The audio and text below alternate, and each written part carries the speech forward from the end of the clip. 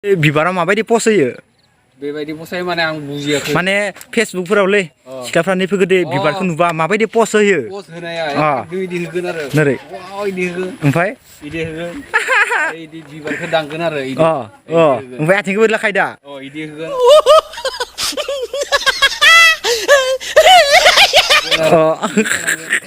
इदि खालामगोन आरो लं राइडखौ आङो गाइस तेजपुराव थांगोन डिसेम्बराव आङो तेजपुराव थांगोन गाइस नोंथांमोना नुनो मोनगोन आरो जाय नोंथांमोना गोदान नोंथांमोना आंनि चेनेलखौ थाबैनो साबस्क्राइब खालामनानै लाखादो ओमफ्राय बेनि फार्स्ट टाइम लोगो मोनदो आरो ना नुकुल ब्लगखौ स' लोगो मोननानै जोबोद मोजां मोनबाय आंहाबो इखौ लोगो हमनो जोबोद गोसो गुदुं जादोंमोन आरोना नोंथांमोना एबारसो बरियानो एखेबारे भिउखौ नुनो मोनसिगोन नोंथांमोना नायलांबाय थादो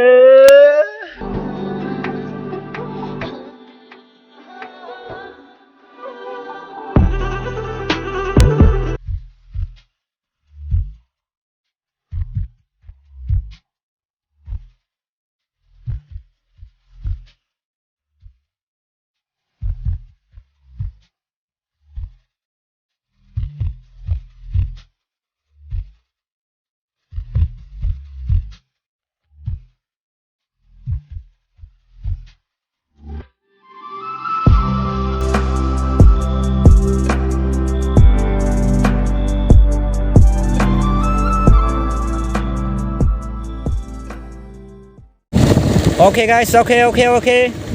So finally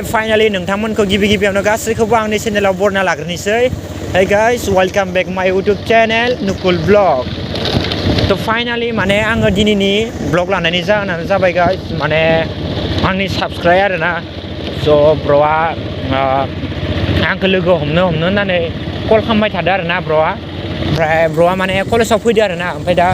कलेजाव फैनाय बाजिनो माने आंखौ लोगो हमगोन होनना बुंदों आरोना. ओंखायनो आंना माने न'निफ्राय ओंखारबोबाय आरोना. ओमफ्राय न'निफ्राय ओंखारनानै आं दा नै ब्लगखौ लोगो हमनो होननानै बे ब्लगखौ खालामनाय जाबाय. स' नोंथांमोना जुदि इन्टारेस्टिं दंबा नोंथांमोना भिडिअखौ जोबजासिम नायलांबाय था गाइस माने नैबेखिनि माने भिउआ ना जेरैबायदि मजा माने जोंनि माने लकेल जायगा बायदि नाङा आरोना नैखौ नोंथांमोना नै नाय माबायदि नाय साइडआव नाय पुरा माबा गोजा आरोना माने बे दंफांनि नामखौ मा नाम होनो आंबो मिथिया दै माने बया स्टाइल नुयो आरोना माने साइड जिं खना गोलैबाय आरो ओमफ्राय गेजेराव बरिया लामा आरो पुरा जोंनि लकेल जायगा बायदि नाङा आरोना नैखिनि भिउखौ फिल्मबो लानो हागोन इयाव बरियानो एक्टर एक्ट्रेसजों माबानाय आरोना लोगो मोननाय बिदि लानो हामदों आरोना ओइनो नखय जि मजा माय गड फाटायनांगोलै देनां एक्टर जाबा आं इयावनो बारा ओमफ्राय नोंथांमोननि सिगाङाव आङो माने मोनसे बुस्थु खोन्थाखाना दोननोसै माने आंथ' खानसेया जेरावबो गोजानाव थांनानै माने भिडिअ मोजां लाना फैनो हायाखैना ओमफ्राय मोजाङैनो राइड लाना फैनो हायाखै नोंथांमोना बास बेखौ गाज्रि मोननो नाङा आङो डिसेम्बरनिफ्राय स्टार्ट खालामगोन भिडिअ मोजां लाना फैगोन ओमफ्राय आङो डिसेम्बराव फार्स्ट लं राइड लागोन तेजपुर आंनिया इनो जागोन मानो होनबा आंनिया दा माने राइडिं जेकेट गैथ'ना बेनिखायनो राइड खालामनो एसे खस्थ' जायो ओमफ्राय आंनि फार्स्ट राइडआ जागोन गाइस आङो तेजपुराव लागोन आथिंखालि तेजपुराव थांगोन आं डिसेम्बराव ओमफ्राय माला थांनाय जायो आङो भिडिअ खोन्थागोन नोंथांमोना जुदि सोरबा तेजपुरनिफोर नायग्रा दङबा नोंथांमोना लोगो हमनो हागोन आरोना आं लोगो हमना फैगोन तेजपुराव आंनि साबस्क्राइब दङबा नोंथांमोना कमेन्टआव खोन्थाहरबानो जाबाय गाइस आं डिसेम्बराव थांनाय जागोन तेजपुराव आरो माला थांगोन आं नोंथांमोननो खोन्थागोन आरोना ओमफ्राय दा जियानो जाया मानो नोंथांमोना नैबे भिडिअखौ नायबाय था आङो बरिया थांबाय थानोसै आं लामा बारा बुखिथ'ला दे होमबा नोंथांमोना नायलांबाय थाथ'दो थ' फाइनालि गाइस दा बर्थमान जोङो टाउन मोनबाय आरोना नैबे गरेस्वर टाउन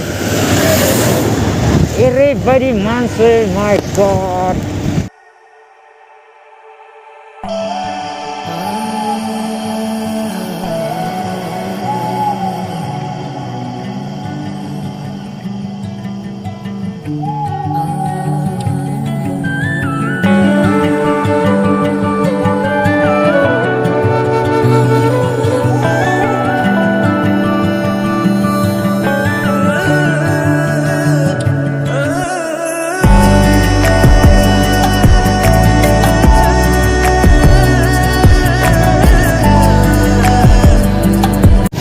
हेल' गाइस माने आङो थाव सोदोंमोन दे गाइस ओमफ्राय दा थाव सोबाय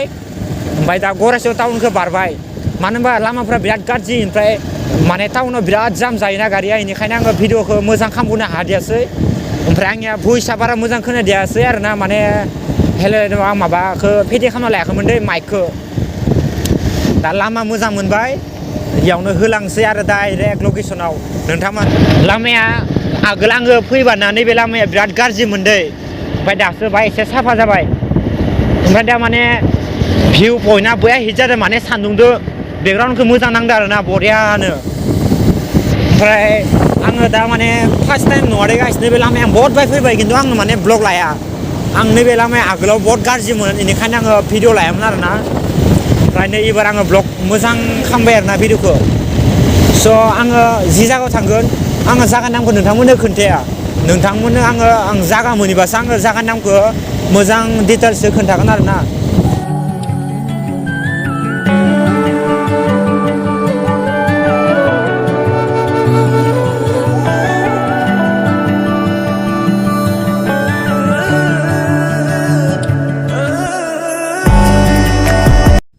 तो हेलो फ्रेंड्स हेलो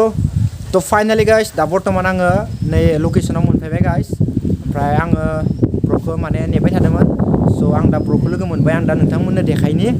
जोंनिया नै ब्र'आ हेलो लोगोफोर माने बेसे गोबाव जाखो ओरैनो बेयाव आधा घन्टा बारबायनो आधा घन्टा बारखाबाय नेबाय माने आंनियाबो फैनाय प्लेनिं नंखायामोन ओमफ्राय ब्र'आ इयाव फैगोन होनखाबाय नालाय ओमफ्राय आंबो लोगो हमखानो होननायखाय कल सल खालामनायखाय लोगो हमना फैबाय ओमफ्य एसे गोबाव जाबाय ब्र' हामोन ना जेबो नङा जों आरो बेनि फार्स्ट टाइम लोगो मोनदो आरो ना नुकुल ब्लगखौ स' लोगो मोननानै जोबोद मोजां मोनबाय आंहाबो इखौ लोगो हमनो जोबोद गोसो गुदुं जादोंमोन आरोना स' दिनै फाइनालि दा लोगो मोनबाय आरोना ब्र'खौ मारै नांदों लोगो मोना पुरा मोजां माने पुरा हेपि फिल नांदो आरोना स' माने मा बुंनो आरोना बुंनो लागि आरो जेबो बाथ्रायानो गैया बुंनांसिगोन दा माने दा मा बुंनो हाया न बुंनोबो हाया आरोना मोजां आरोना ओमफ्राय दा ब्र'निया चेनेल दंमोन दाना चेनेल दङमोन ने खोन्थाना लायो साग्रिद खुंगुर ब्लग साग्रिद खुंगुर ब्लगमोन ना खुंगुर ब्लग नोंथांमोना स्क्रिनाव नुखादो आरोना स' आङो लिंकआवबो होना दोनगोन डिसक्रिपसनखौ नोंथांमोना ब्र'खौ सापर्ट जाबाय माने ब्र' ओरैनो माबा लाफायदो ओरैनो स्टेटासबो होयो ओमफ्राय ब्लग बिदिनो ब्लगबो होयो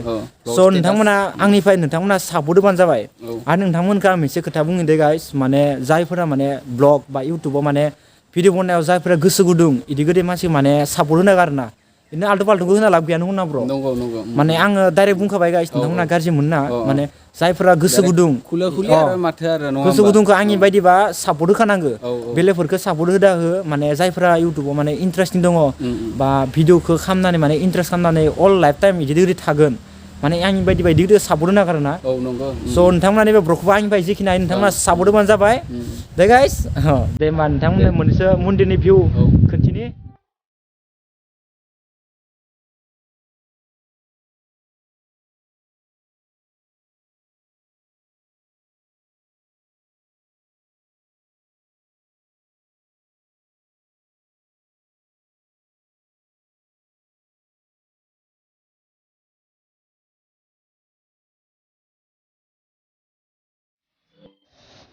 तो एके ना तंत्र खरतो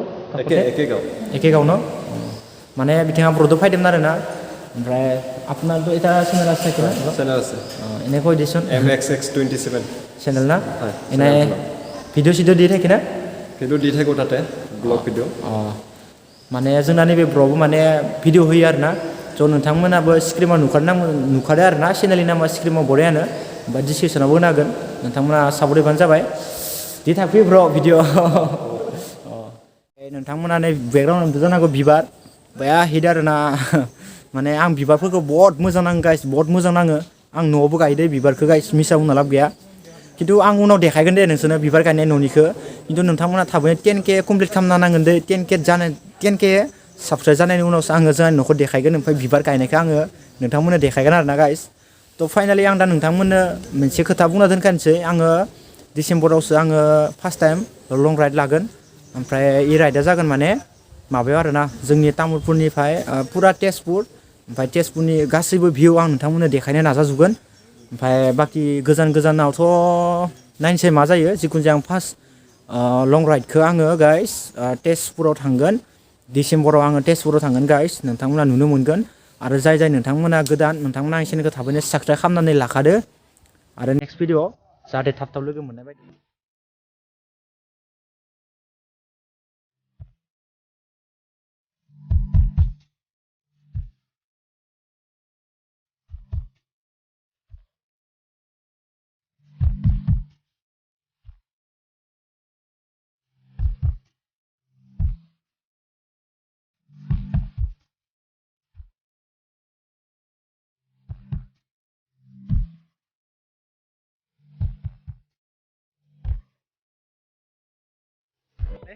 ब्र माने नैदि गोदै बिबाराव सिख्लाफ्रा मादि पस होयो मा सिख्लाफोरालै नैफोर गोदै बिबाराव माबायदि पस होयो बेबायदि पसाय माने आं बुजियाखै माने फेसबुकफोरावलै सिख्लाफ्रा नैफोर गोदै बिबारखौ नुबा माबायदि पस होयो पस होनाया बिदि होगोन आरो नोरै इदि होगोन ओमफ्राय इदि होगोन इदि बिबारखौ दांगोन आरो इदि ओमफ्राय आथिंखौ बोदलाखाय दा इदि होगोन आरो इदि खालामगोन आरो नै सिख्लाफोरा सोरबाफोर आंनि चेनेलखौ नायोब्ला नैबे बिबारखौ नायनानै ला ओरैबायदि मजा बिबार सिख्लाफोर नोंसोरनि थाखाय नैबे बिबार आरो नोंथांमोना आंनि चेनेलखौ थाबैनो शेयार खालामनानै 3K साबस्क्राइब कमप्लिट खालामनानै होथारदो नैबे साननैसोनि गेजेरावनो गाइस आरो नोंथांमोननि सेराव डिसेम्बराव फैगासिनो दङ धामाका ब्लग पुरा लं राइड एखेबारे